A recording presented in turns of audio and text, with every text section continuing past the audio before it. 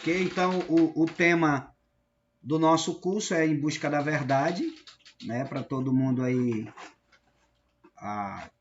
os mais novos que ainda não conhecem, né, esse curso, ok? Então, o nome é Em Busca da Verdade, tá bom? Então, em que consiste esse curso? Esse curso, ele consiste no estudo da Bíblia, do livro de Gênesis, que é o primeiro livro da Bíblia, ao livro do Apocalipse. É um meio de... A ideia do Em Busca da Verdade, trazer para vocês uma forma de você compreender a Bíblia. Eu sempre digo que quem estuda o Em Busca da Verdade, ele tem a oportunidade real, né? Ele tem a oportunidade real de começar a ter uma compreensão da Bíblia, quando ele for ler a Bíblia. Você começa a ter uma compreensão cronológica, da ordem das histórias, uma compreensão do Antigo Testamento, do Novo Testamento, de tudo isso. Então vamos lá. Então vamos dar uma passada aqui no estudo, ok? Então nós temos aqui, né, o tema, já que eu falei, o nome do nosso curso, que é Em Busca da Verdade. E nós iremos estudar sobre o Antigo Testamento, como ele se divide, todo o Antigo Testamento. Iremos estudar a divisão do Antigo Testamento, né, que é o livro da lei. Vamos estudar o livro de história, né, os livros de poesia, os livros de profetas maiores e profetas menores. Então, nós vamos todo o contexto aqui, todo o contexto nessa área aqui de entendimento da ordem dos livros da Bíblia, vocês vão compreender, vocês vão entender e vão ver como isso é muito poderoso e extraordinário, ok? Depois nós vamos começar a estudarmos sobre a criação do mundo. Vamos estudar tudo, um pouco sobre a criação, ter o entendimento da criação do mundo, como o mundo foi criado, né? Iremos estudar o que Deus criou no primeiro dia, Deus criou no segundo dia, né? O que Deus criou no terceiro dia, o que Deus criou no quarto dia, né? O que Deus criou no quarto dia, o que Deus criou no quinto dia, o que Deus criou no sexto dia e o que Deus fez no sétimo dia. Então, iremos estudar de uma maneira que vocês entendam. E é muito importante esse entendimento aqui, de verdade, tá, irmãos? Vamos estudar um pouco sobre Adão e Eva, né? A qual Deus criou eles. Vamos estudar um pouco sobre eles. A importância da história de Adão. Deus criou eles na inocência. Deus advertiu eles do pecado. Eles caíram no pecado. E nós vamos estudar a serpente enganou Adão, enganou Eva. O pecado quebra a comunhão com Deus. E aqui é muito importante isso aqui. Tá bom? Deixa eu explicar algo para vocês que vocês vão estudar. Uma coisa chamada dispensação. Irmãos, é muito importante essa aula de dispensação, uma das aulas mais importantes que tem para você ter a compreensão bíblica, da Bíblia. Talvez você não entenda agora, mas quando nós iniciar os estudos, você vai entender. Nós temos 7 dispensações, e a primeira é a inocência, que começa com Adão. Então você vai entender muito bem isso. A inocência termina no julgamento, né? Depois nós vamos ter a segunda dispensação, que é a consciência.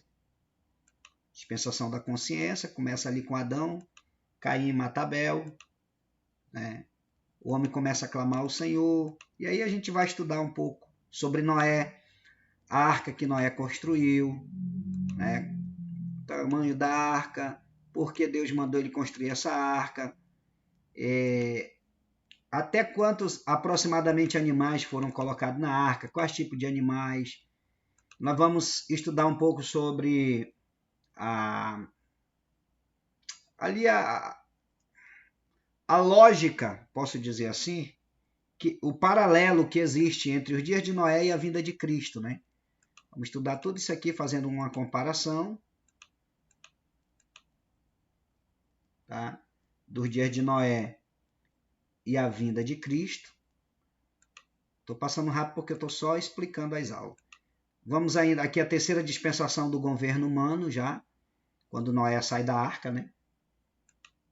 E levanta um altar para Deus, faz um sacrifício, seus filhos.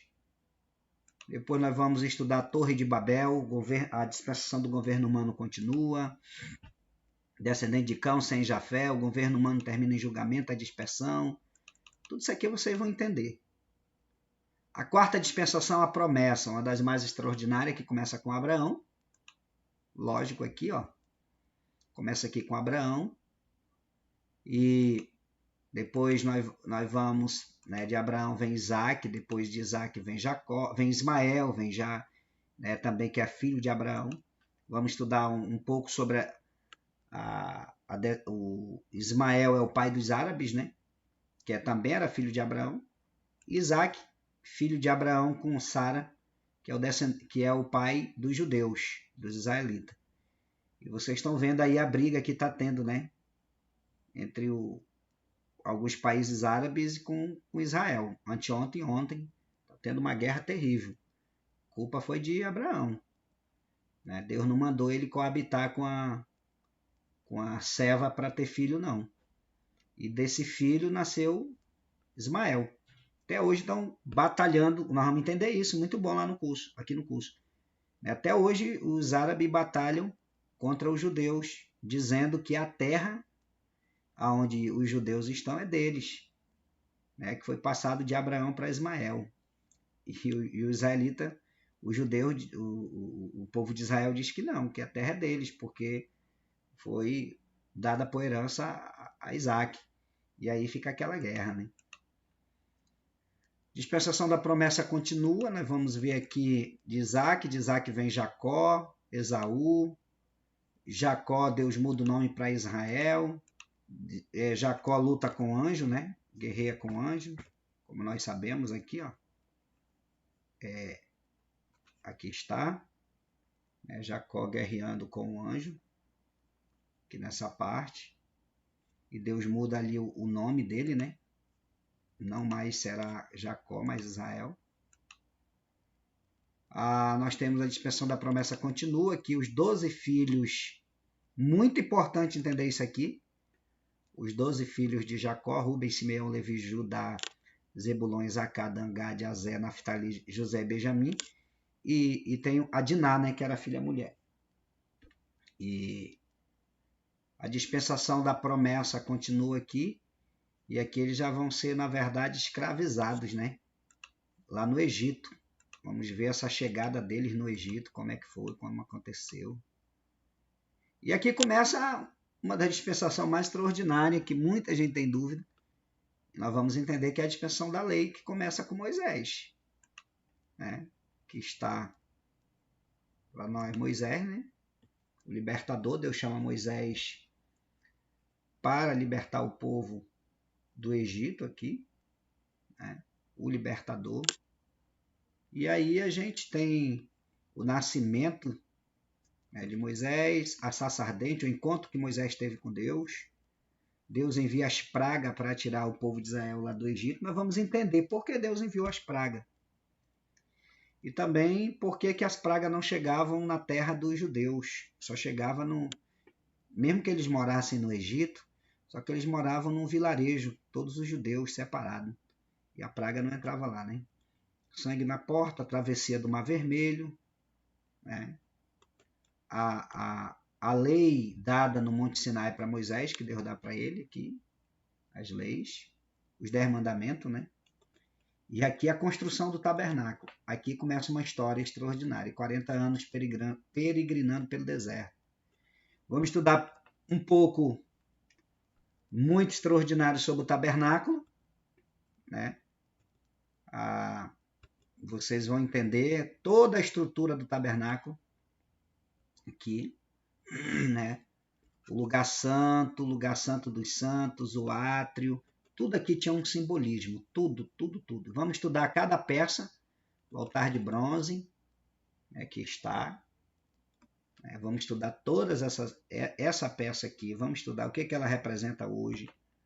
Vamos estudar sobre a bacia de bronze, ou a pia de bronze, como é chamado também na Bíblia. Vamos estudar uma das peças mais extraordinárias para mim, uma das peças mais extraordinárias do tabernáculo é o candelabro. O candelabro de ouro é muito extraordinário. Então nós vamos estudar essa peça, ver qual é o simbolismo dela para os nossos dias hoje. A mesa dos pães de proposição, vamos estudar sobre essa mesa, o significado que ela tem. O altar de incenso. E tudo isso aqui foi construído no deserto, irmãos. Tá? Construído no deserto. Isso aqui era feito de madeira de acácia e coberto de ouro, né? E vamos fazer um paralelo entre a cruz de Cristo e como estava a formação do tabernáculo. Tem uma peça que não foi colocada aqui, mas nós vamos estudar ela, que é essa aqui, a Arca da Aliança. É a peça mais poderosa e extraordinária que existia no tabernáculo. Tá bom? E aqui a gente vai... Agora a lei continua, nós vamos estudar uma coisa extraordinária aqui para as pessoas terem uma compreensão melhor da Bíblia. Depois da morte de Moisés, Josué lidera o povo e vai vir a conquista de Canaã e vai vir o reinado dos juízes. Juízes que se levantavam, pessoas que se levantavam para liderar o povo de Deus. Na época não tinha reis ainda. Então nós chamamos a era dos juízes, Gideão, Sansão, Samuel. Depois de Samuel que vem a era dos reis. A era dos reis, o primeiro rei, nós vamos ver, é o rei Saul, que foi ungido rei de Israel. É o primeiro que é consagrado e ungido rei. Nós vamos estudar, muito importante isso aqui. Depois nós vamos ter Davi, o rei Davi, que foi o segundo rei de Israel. E depois nós vamos ter Salomão. Aqui existe algo tão poderoso, eu vou voltar aqui rapidinho, algo tão extraordinário, que aonde as pessoas se perdem e não conseguem ter uma compreensão da Bíblia. É aqui, ó. Depois que Salomão termina o reinado dele, o homem mais sábio da face da terra, ele passa o reinado para o seu filho. Só que acontece uma divisão em Israel. Uma fica com Roboão, uma turma, e outra com Jeroboão. E ali se tornam dois povos, o povo de Judá e o povo de Israel. 10 tribos fica para um lado, que é o reino do norte, e 10 tribos fica para o reino do sul, que era o reino de Judá ficava no sul e o reino de Israel no norte. E aí faz uma confusão na cabeça de muita gente quando lê o livro dos reis lá na Bíblia e não entende nada. Por exemplo, Josafá reinava na época o reino de Judá, enquanto outro rei reinava no reino de Israel. E as pessoas não entendem, porque teve uma divisão depois de Salomão. Teve uma divisão. E a gente precisa ter essa compreensão mesmo. Compreensão bíblica, até para entender mesmo a Bíblia. Precisa ter essa compreensão. E quando você não tem essa compreensão, fica às vezes um pouco complicado de entender. Complicado de entender.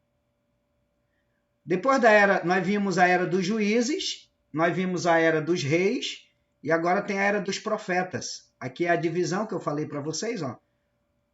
A revolta das tribos. Israel, quem se torna rei é Jeroboão, fica com 10 tribos, capital é Samaria. E para o reino de Israel, os profetas que profetizaram foi Elias, Eliseu, Jonas, e eles foram para o cativeiro assírio. Nós vamos entender isso aqui quando nós for estudar. E o outro, na divisão, a outra parte, que era 2 tribos, ficou aqui com Roboão, que era o filho de Salomão. A capital era Jerusalém.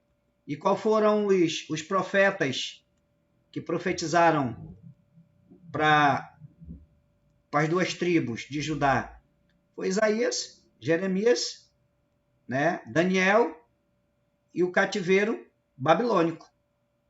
Foram para o cativeiro babilônico. Né?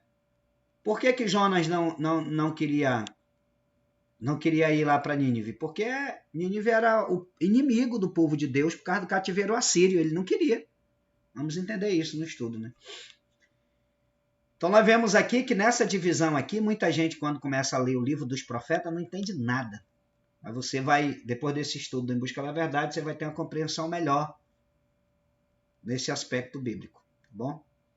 Aí nós vamos, depois que Israel e Judá foi para o cativeiro, tanto babilônico como assírio, né, eles começam a voltar para sua terra através de Neemias, que é o profeta, Esdras, Zorobabel, né, isso aqui a gente vai estudar também, não é um livro da Bíblia, mas foi um grande homem, Ageu, Zacarias e Malaquias.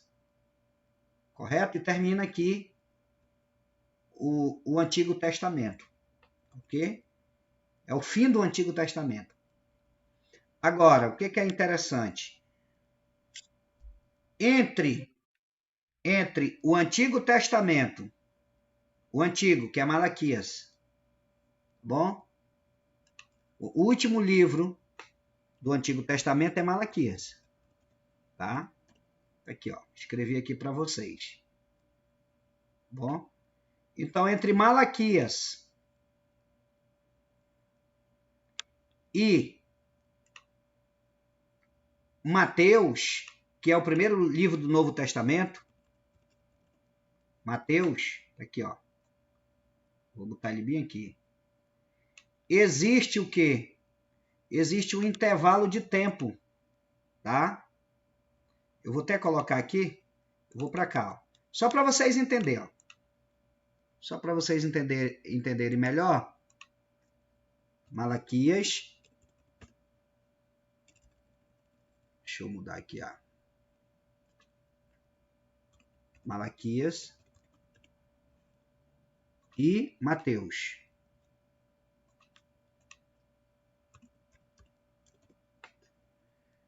Bom. Então, entre esses dois aqui, ó, entre Malaquias e Mateus, entre os dois, nós temos um intervalo de tempo que a gente chama de silêncio de 400 anos.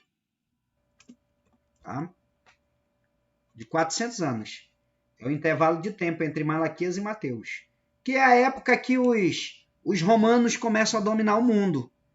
E Jesus já, quando Jesus nasce, vou dizer que Jesus aqui é 400 anos, né? Então, quando Jesus nasce, os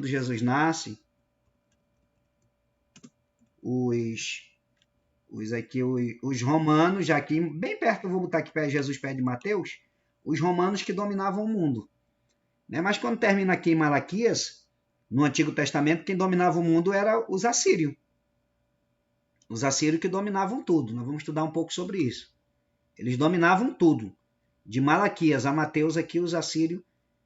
Perdão, quando termina aqui em Malaquias, quem dominava o mundo eram os assírios. Você lembra? Não sei se alguém aqui já assistiu, eu creio que todos, aquele filme Os 300.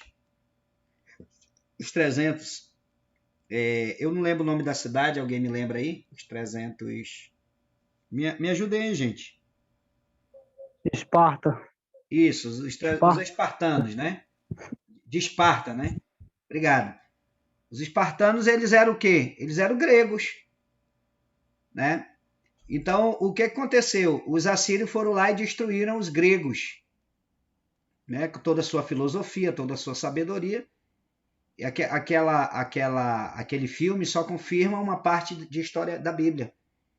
E depois que os espartanos, perdão, os assírios destruíram ali os gregos, né? Na verdade, se a gente for analisar, os gregos tiveram vitória, grandes vitórias sobre os assírios e dominaram o mundo. A Grécia dominou o mundo. Ok? Aqui nesse período de tempo, ó, que eu estou falando aqui para vocês. Depois que os gregos dominaram o mundo com a sua filosofia, com a sua sabedoria, e qual era a religião grega? A mitologia. Eles tinham os mitos, os deuses que eles criaram. E eu sempre digo que aqueles deuses ali eram próprios demônios. Né? Então, se depois veio o quê? Roma, os romanos destruíram a Grécia. Já com os gregos dominavam pela filosofia.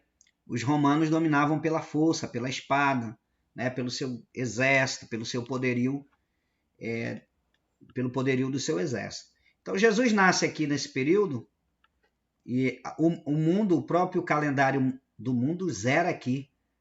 Hoje nós estamos aqui em 2021, é a data do nascimento de Jesus. Então, quando Jesus nasceu, zerou tudo. Né? Zerou tudo e começa uma nova contagem no calendário. Na verdade, o calendário judaico tem uma diferença do calendário gentil. No calendário judaico, nós temos 4 anos a mais. Nós estamos em 2025, né? O calendário judaico. Que é o verdadeiro calendário. Então, esse intervalo de tempo aqui, de 400 anos, é um tempo de silêncio, que a Bíblia não menciona nada. Nós só temos histórias nos livros, que termina ali os babilônicos, Assírio domina o mundo, porque eles derrotam a Babilônia, depois vem os gregos e dominam, depois Roma vem e domina. Tá? E Jesus nasce nesse período aqui dos romanos. Jesus nasce aqui no período dos romanos, ok? Então, nesses 400 anos de silêncio, aí vem o Novo Testamento já com Jesus. Aí nós vamos estudar um pouco como é a estrutura do Novo Testamento na Bíblia, né? Os livros do Evangelho, aqui nós temos aqui, né? Os livros do Evangelho, que são 4, o livro da fundação da igreja, né? Que é temos o livro da fundação da igreja. Aí temos aqui as epístolas, que nós vamos estudar, né? Epístolas Paulinas, Epístolas Gerais e o livro do Apocalipse. Então, nós vamos estudar a estrutura, toda a estrutura do Novo Testamento. Ok? Então, ainda que estamos na dispensação da lei, vamos estudar João Batista, que é o precursor da vinda de Jesus, a profecia a respeito dele, né? A pregação que ele pregava, arrependimento e batismo. A lei continua, o nascimento aqui de Jesus, estamos vendo aqui, né? Ele é batizado, a sua preparação, né, que foi a tentação dele. Vamos estudar sobre o ministério de Jesus na terra. Curou os doentes, ressuscitou os mortos, abriu os olhos dos cegos, expulsou os demônios. Jesus ensinava através das parábolas, né? Vamos estudar um pouco sobre parábolas. Né? Parábola do semeador, tesouro escondido, grão de mostarda. Aqui nós vamos ter um estudo maravilhoso já sobre quem é Jesus Cristo, que é Deus manifestado na carne. Ele não é simplesmente o Filho de Deus, ele é o próprio Deus. Nós vamos estudar isso aqui. Ele era o Deus que se fez carne e veio entre os homens. Tá? Vamos estudar que Jesus aqui como homem e ele como Deus. Então, como homem, ele nasceu de um neném. Ele nasceu como neném, ou filho, mas ali, na verdade, era o Deus Todo-Poderoso. Como homem, ele cresceu em sabedoria. Como Deus, ele sabe todas as coisas. Nós vamos estudar tudo isso aqui. Ok? A respeito de Jesus. As chaves do reino, para quem foi dado. Né? Isso aqui é um estudo extraordinário. Os passos para a morte de Cristo. A ceia. Né? Orando lá no monte. Preso. Julgado. Vamos estudar cada passo e crucificado. Bom, vamos estudar as profecias que falavam que ele realmente morreria, como ele morreria. Está tudo na Bíblia. Ok? Está consumado. Aqui nós vamos entender o que significa essa palavra está consumado. O que significa esse véu aqui. Aqui atrás tem Judas se enforcando. E aqui termina a dispensação da lei. E começa a dispensação da graça. Isso aqui é importante demais para termos uma compreensão. E quando Jesus termina aqui e diz está consumado, a lei termina com o julgamento do pecado no Calvário. E Jesus trazendo para nós um novo tempo, que é o tempo da graça. Né? Ele morreu, foi sepultado, mas ressuscitou no terceiro dia. Okay? ele vai ali para o Monte das Oliveiras, é ascendido aos céus e manda que os seus discípulos esperem em Jerusalém. Está aqui os seus discípulos indo para Jerusalém, né, voltando. Jesus está aqui subindo, ó, aqui em cima. Está no Monte das Oliveiras, está subindo. E os discípulos voltando para Jerusalém. Ok? E Jesus disse: vai ser batizado com o Espírito Santo não muito depois desses dias. E aqui nós vamos falar um pouco sobre o Espírito Santo, né? A dispensação do Espírito Santo. No dia de Pentecostes. O que aconteceu no dia de Pentecostes? O Espírito Santo desceu. As pessoas pela primeira vez falaram em línguas. Vou estudar aqui um pouco sobre isso, né? Vamos estudar um pouco sobre o que Pedro pregou no dia de Pentecostes, né? Que ele pregou no dia de Pentecostes. Vamos estudar um pouco sobre Mateus 28, 19. Não muito profundo, porque isso aqui já tem lá no curso dos primeiros passos. No curso, né? O novo convertido já estuda lá. O batismo nas águas por imersão em nome de Jesus. Né? Somos sepultados com ele. Isso aqui também estuda lá no livrinho. É necessário receber o Espírito Santo? Isso aqui a gente já estuda lá no livro também. Agora isso aqui é extraordinário, né? O propósito do Espírito Santo. Nos ressuscitar, dar poder para testemunhar, para anunciar as coisas que há de vir, para dar descanso ao cansado, para ensinar todas as coisas. Será que todos falaram em línguas quando receberam o Espírito Santo? Sim. Né? Então nós vamos ver todos aqui que receberam o Espírito Santo falaram em línguas. O que significa crer no Senhor Jesus Cristo? Vamos falar um pouco sobre isso. Agora aqui nós vamos estudar algo que muita gente deseja, tem um sonho de estudar, né? Sobre os dons do Espírito Santo. Tá? Os dons, o dom da palavra da sabedoria, o dom da palavra do conhecimento, o dom de fé, o dom de curar. Aqui eu encontro um pequeno, algo que deve ser consertado, porque lá na Bíblia não está dom de curar, dons de curar, se eu não me engano, e os dons de operação de milagres, o dom de profecia, o dom de discernimento de espírito, de interpretação de língua e de falar em línguas. São os dons, né? São os novos dons do Espírito Santo. Isso aqui, irmãos, é algo extraordinário. Tá? E vamos estudar sobre as obras da carne, olha aí. Né? E os frutos do Espírito. Aqui. Vamos estudar sobre tudo isso aqui. E ainda na continuação, um pouco sobre santidade. Não tão profunda aqui, mas vamos estudar, porque nós vamos iniciar o curso de santidade na igreja agora, né, esse mês ainda. E lá nós vamos estudar mais profundo. E quando Jesus subiu ao céu, os discípulos continuaram a missão deles e até encontrar o apóstolo Paulo. Vamos estudar um pouco sobre a vida de Paulo. Ele persegue a igreja, ele é derrubado pelo Espírito Santo, apedrejado, açoitado. Vamos aprender sobre as 3 viagens missionárias que Paulo fez no mundo da época, as igrejas que ele abriu, as 14 epístolas ou livros da Bíblia que ele escreveu. É o autor com mais livros na Bíblia, né? É o autor com mais livros na Bíblia. E aqui embaixo nós estamos vendo o apóstolo Paulo sendo decapitado. Né? Decapitado. Aqui está. O apóstolo Paulo sendo decapitado. A perseguição em Jerusalém, né? Depois que Paulo foi ali decapitado, o evangelho vai para Samaria, Cesareia, Antioquia, os irmãos são chamados de cristãos, até os confins da terra. Em Roma, os crentes sofrem severa perseguição. E aqui vocês estão vendo algo aqui interessante. Um leão, né? Um leão tocando aqui numa pessoa que está de joelho.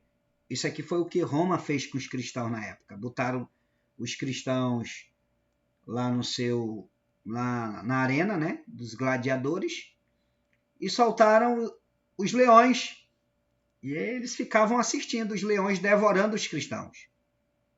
vamos estudar um pouco sobre isso, sobre a perseguição que a igreja sofreu. Mas os irmãos morriam, mas não negavam o nome de Jesus. Se tu não negar o nome de Jesus, tu morre. Se tu negar, tu vive. E eles preferiam morrer. Morrer estraçalhado pelos leões, morrer em fogueiras, morrerem decapitados, né? Mas estavam ali firmes no seu propósito com Deus. Destruição de Jerusalém, né? Agora nós vamos estudar algo aqui, irmãos, que é muito importante que as pessoas não entenderam. Por que a doutrina da igreja de Atos foi mudada?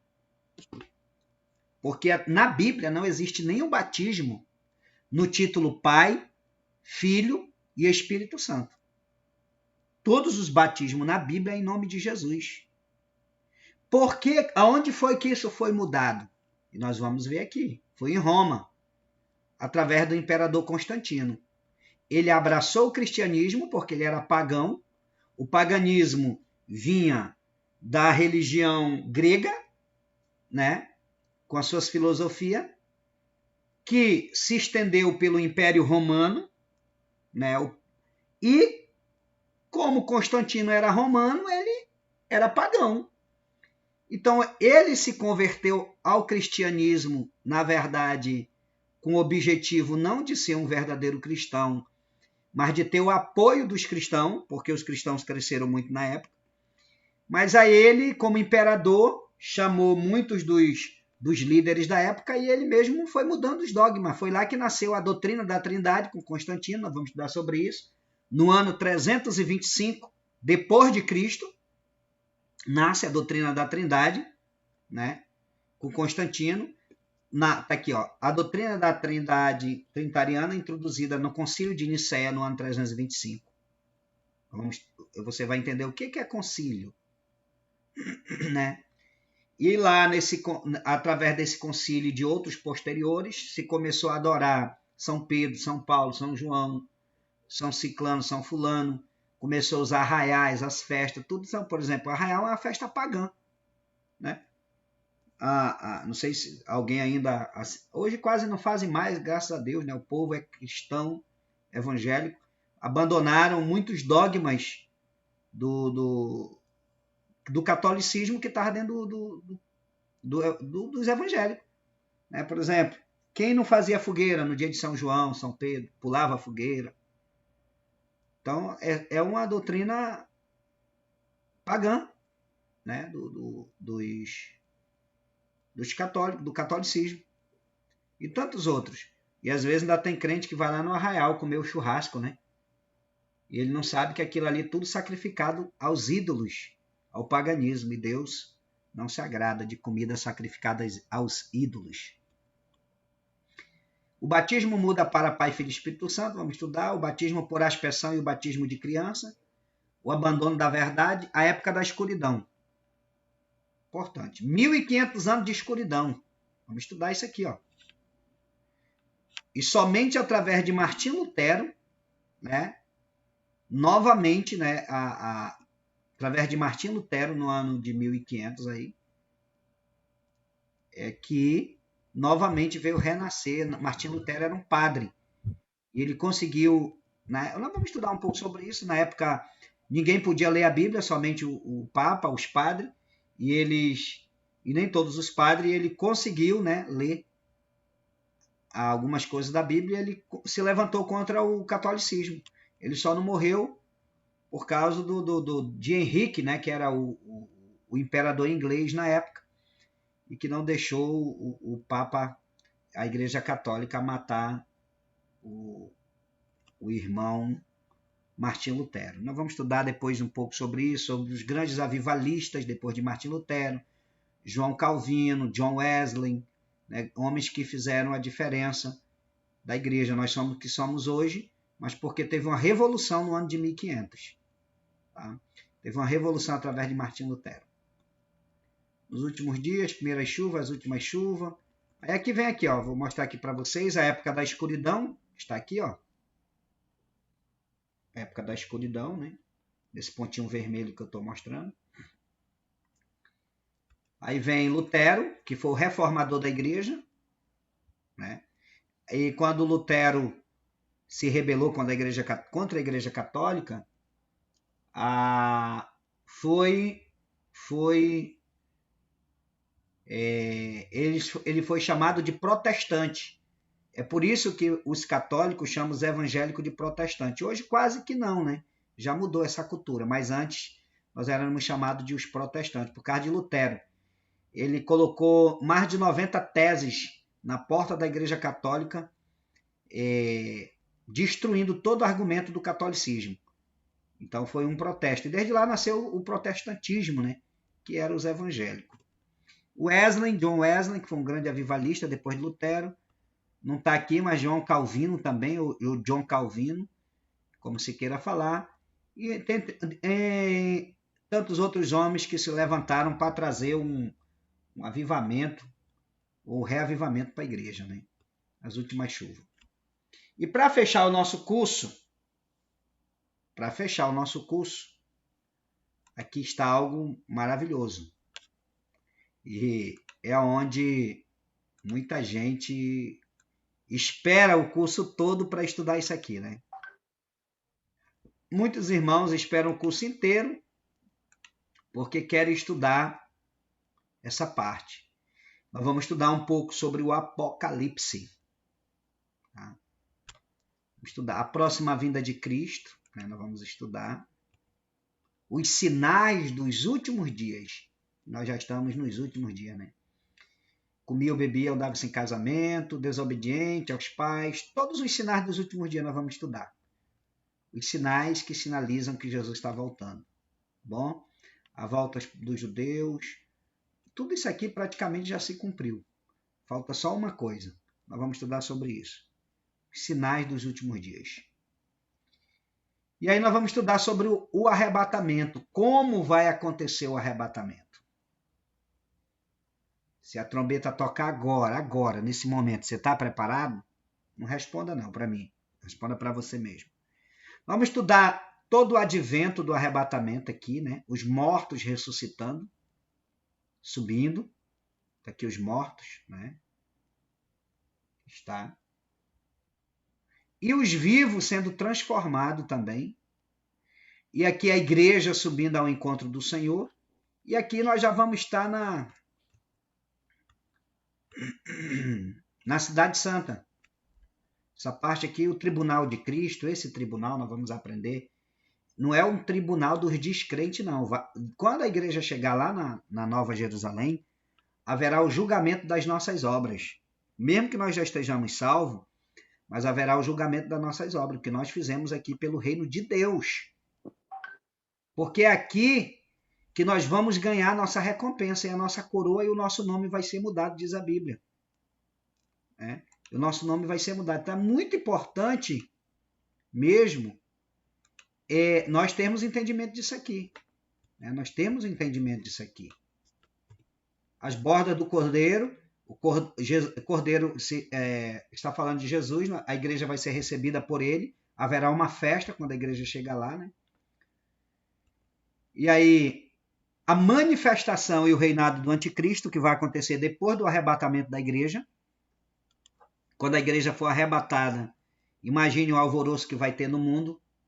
Os meios de comunicação vão anunciar que um povo sumiu, os crentes sumiram, os cristãos sumiram. E aí vai ter o quê? A manifestação do anticristo. Que todo mundo tem medo do 666, né? Do selo da besta. Ele vai... a Bíblia diz que a sua vinda é segundo a eficácia de Satanás, com todo o poder e mentira, né? Ricos pobres serão forçados a levarem a marca da besta para comprar e vender. Ninguém vai poder comprar ou vender sem essa marca, de forma alguma. Aqueles que adorarem a besta serão atormentados com fogo e enxofre. Né? Pastor? Diga. A minha mãe, ela disse que já estão criando, né, o 666 pelo mundo já. Sim, sim. Só que eles já estão criando, né? Sim. E nós vamos estudar sobre isso, né? As últimas atualizações a respeito da manifestação do anticristo. Aí depois da manifestação do anticristo nós vamos estudar aqui a grande tribulação. O que vai acontecer?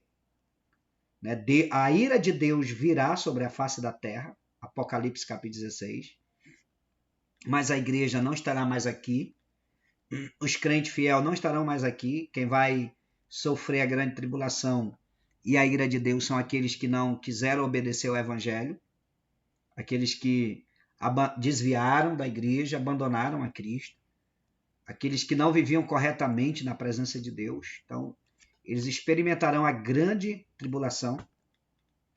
O sol será dotado de poder para queimar o homem com fogo, né? O sol vai esquentar muito mais.